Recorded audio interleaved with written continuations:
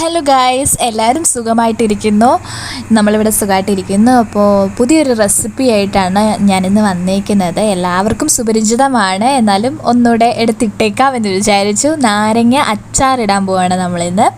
അപ്പോൾ ആദ്യം തന്നെ നമ്മൾ കഴുകി വൃത്തിയാക്കിയ നാരങ്ങ സ്റ്റീം ചെയ്യാൻ വേണ്ടിയിട്ട് ഇഡ്ഡലി പാത്രത്തിൽ നമ്മൾ വെച്ചിട്ടുണ്ട്.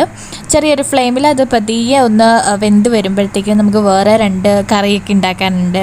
അപ്പോൾ അതിന് വേണ്ടിയിട്ടുള്ള ചട്ടവട്ടങ്ങൾ നമ്മൾ കൂട്ടുവാണ്. അങ്ങനെ ആയിരിക്കും പറയുന്നത്, എനിക്ക് അറിഞ്ഞുകൂടാ.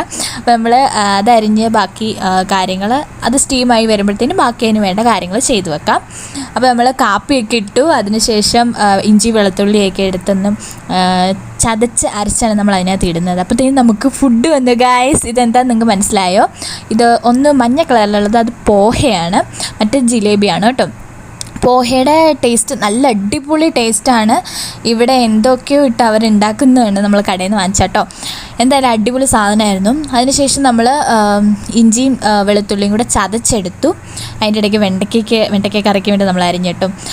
ഇത് ഉലുവയും പച്ചമുളക്, ഇഞ്ചി വെളുത്തുള്ളി, അതുപോലെ തന്നെ എന്താ പറയുക, നമ്മുടെ കറിവേപ്പില, ഇതെല്ലാം കൂടെ നമ്മളൊന്ന് വഴട്ടിയെടുക്കുകയാണ് ഈ കൂട്ടിന് വേണ്ടിയിട്ട്. നമ്മുടെ നാരങ്ങാച്ചാറിൻ്റെ കൂട്ടിന് വേണ്ടിയിട്ട് നമ്മൾ വഴട്ടിയെടുക്കുകയാണ്. ഇതിലേക്ക് കുറച്ച് മുളക് പൊടി നമ്മൾ ചേർക്കുന്നുണ്ട്. നമ്മൾ അച്ചാർ പൊടി എന്തായാലും യൂസ് ചെയ്യുന്നില്ല, മുളക് പൊടിയിലാണ് ഉണ്ടാക്കുന്നത്. ലാസ്റ്റ് നമ്മൾ സ്റ്റീം ചെയ്തെടുത്ത് നമ്മുടെ നാരങ്ങ അതിലേക്കിട്ട് ഒന്നുകൂടെ ഒന്ന് ഫ്ലെയിമിൽ വെച്ചിട്ട് ഒന്ന് വേവിച്ചെടുത്തു. അതിൻ്റെ ഇടയ്ക്ക് നമ്മൾ നമ്മുടെ ബാക്കി കറികളൊക്കെ സെറ്റാക്കി കേട്ടോ. ബാക്കി നമുക്കുണ്ടായിരുന്ന നാരങ്ങയും കൂടെ നമ്മൾ ചേർത്ത് മൊത്തം ഒന്ന് വേവിച്ചെടുത്തിട്ടുണ്ട്. നമുക്ക് ടേസ്റ്റ് ചെയ്ത് നോക്കാം. ചെറിയ ഒരു മധുരം കൂടി ഇട്ടിട്ടുണ്ട്, പഞ്ചസാരയും കൂടി ചേർത്തിട്ടുണ്ട്. അപ്പോൾ നല്ലൊരു ടേസ്റ്റ് ഉണ്ട്. അപ്പോൾ എല്ലാവരും ട്രൈ ചെയ്തിട്ട് കമൻറ്റ് ചെയ്യുക. Tata bye bye, see U.